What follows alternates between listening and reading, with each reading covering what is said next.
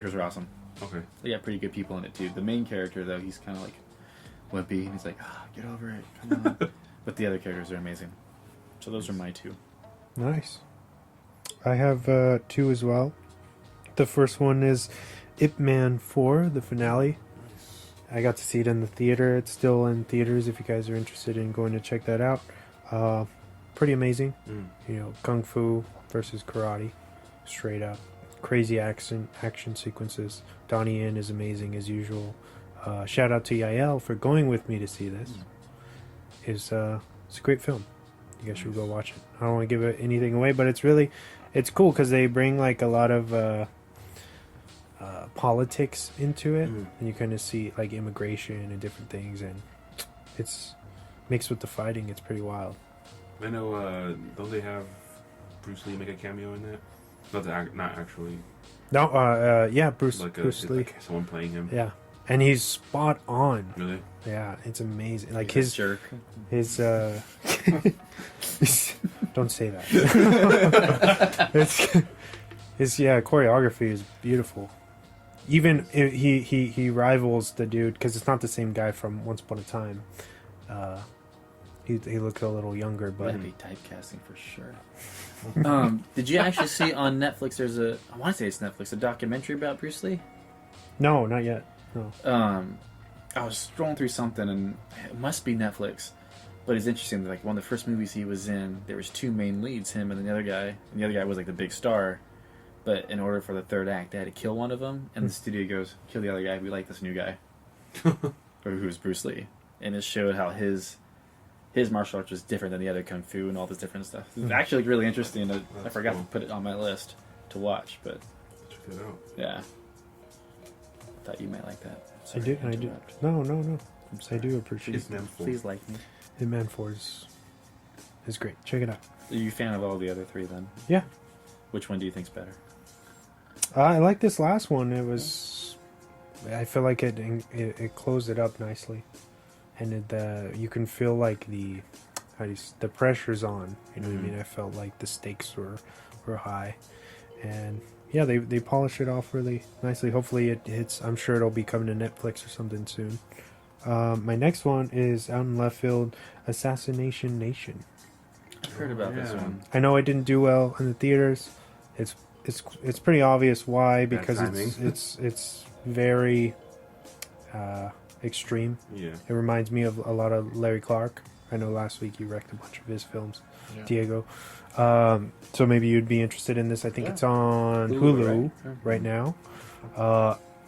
Amazing film, very underrated. It's got a 73 on Rotten right now, and it's basically depicting how high schoolers it's very Euphoria, but it gets more extreme than Euphoria.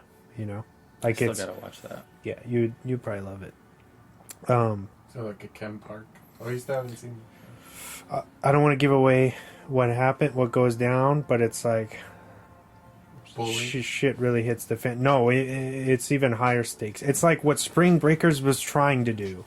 Oh, okay. It's like the Spring Breakers that is good, I guess. Sorry. Yeah, because that movie pretty much sucked. Although the score is pretty good. It's got the same dude who did Drive. Oh, really? Scored Spring Breakers. Nice. Swan fact. I haven't seen Spring Breakers. I haven't either. Don't bother. I mean, it's like always on my list. So was the Bling Ring. Uh-huh. I wanted to see that That's too. always on my list too, but I'm like, I'll watch The Magicians again. From The Expanse. I like The Expanse. I know. That's what I said. I remember you wrecked it. Last thing a couple weeks So ago. your two wrecks Assassination Nation, Tongue Twister, and Ip Man for the finale. There you go. For all the people at home. And now for the movie focus of the week. James. Yeah. He wanted to keep it in the 90s. Yes, I did. The same year as Disturbing Behaviors. Thank you, sir. Yes. We're talking about Can't Hardly Wait. Yeah. It's PG-13. It's from 1998. It's an hour and 41 minutes. It's got a disappointing 40 on Rotten. Yeah. It's okay. It's a cult classic. Could be better. Fuck Rotten Tomatoes anyway. Good idea. All right, so Can't Hardly Wait Yeah. Back in Was- the 90s. was directed by Deborah Kaplan and Harry Elfont. It was written by them as well. Starring Ethan Embry, Jennifer Love Hewitt, Seth Green, Peter Fasinelli, who Chris loves. I do not like Peter Fasinelli. He's my hero in this film. And Peter Corsmo. God damn it, Chris. All right, my synopsis, you fuckers, distracting me all night.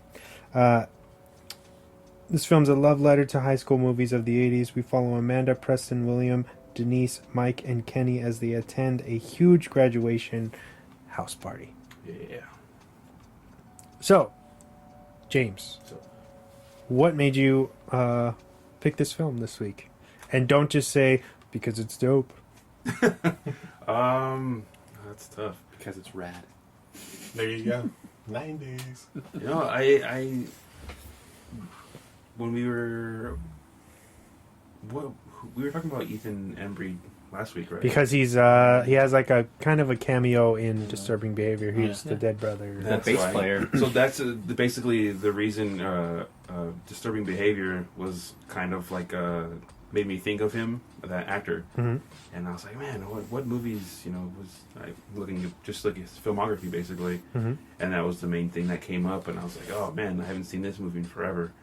Definitely. Because he is the movie is centered around him. Mhm. And he's not actually quite, not in it as much as you would think the preview leads you to believe. Yeah, Because they really do because they focus jump on around him. to Yeah. a bunch of other people. Which is awesome. It's a giant cast. Oh yeah. It is. But back to Ethan Embry, though. That Thing You Do is one of my favorite movies of all time. And he doesn't have a name in that movie. He is called the bass player. Oh really? Yeah, he's credited as the bass player. That's fine. Because apparently Tom Hanks said, whoever knows the bass player's name. Yeah. Isn't that great? Back to Can't Hardly Wait. So basically. Flea. Yeah. Hello. That's one. And his acting Oh, is don't try to amazing. discredit Yeah. me, you fucker. Just saying, that's one. Name another. Paul McCartney, bitch. Okay, he's a songwriter, doesn't count. No. No. Let's go. Moving on. Yeah. So basically, your pick was the reason for me picking this movie. Oh, Just thank that you. little Fluidity, I love it. Thank that you. tiny 30 seconds of screen time that he got, and I was like, man. He had a bigger. They And then, shot yeah. more like they shot like it's because they do a murder suicide, and that's how his brother passes away into Oh, yeah, behavior. sure. But they cut it. I know, I watched the movie. I just couldn't make it. Yeah, but they don't show that in the movie. They talk about it, but they didn't show. They actually. But they actually shot it. Yeah. I would assume so, because he was still kind of up and coming at that point. Mm-hmm. So when you ever see someone in a small role, you're like, they must have shot more. Yeah. They did. It's weird. It's like, and we've talked about this on the show where we're like, why pick him when anybody, You could put anybody there, and it wouldn't really actor could matter. have been. Small time actor. I just and- watched Stand By Me and John Cusack playing the older brother for the little flashbacks. Right. Yeah. That's a small part, too. And that's 80. That's peak. You know who's John amazing Cusack. in that film? Kiefer Sutherland. He's amazing in everything. That's true. Do you like Dark City? Yes, but I didn't appreciate it until later. Oh. I had to rewatch it. But I Also, like it. New Line, Diego. No. Just kidding. Yeah, fuck you, Diego. So much hate behind that one. No, Kiefer's great. Same year as Lost Boys, too. Yeah. Nobody went to that screening but me, fuckers. I would have gone, but, I'm a rotating guest. So Which should one I was- know? The one. Gabby's. Gabby. I did something with Jordan. I don't remember. It was his. Oh, he was performing at San Diego State. You get the ride off, but all these fuckers. Yeah, Jordan. Come in handy. What's your favorite part about the movie? Favorite part? I think the favorite part. I don't know. Where do you enjoy the most of it? I think just like how kind of almost original it feels, because for me it reminds me of almost like a John Hughes Exactly. film. Yeah. That kind of feel, Yeah. but more 90s, like late 90s. Yeah. So like if he was to do this, Breakfast Club then, and I was like, oh yeah, it got that feel for it. But 16 Candles. Yeah. Yeah. I don't know. Favorite character is definitely Seth Green's character. Oh, he's great. I just love the way, and then Special K. yeah, You know what the ladies want to taste the Special K. Hey, what's up? But I thought for some reason, I remember watching this as a kid, and I thought he was so cool, like with his goggles and everything. Oh, I wish I knew you. Did you imitate him? I don't know. Oh. I don't remember. I probably did. I used to like imitate every movie that I do it now, even when I piss off. If I watch Alyssa. The Office too much, I'll look for a camera to stare into when someone says something. But yeah, he was probably my favorite character.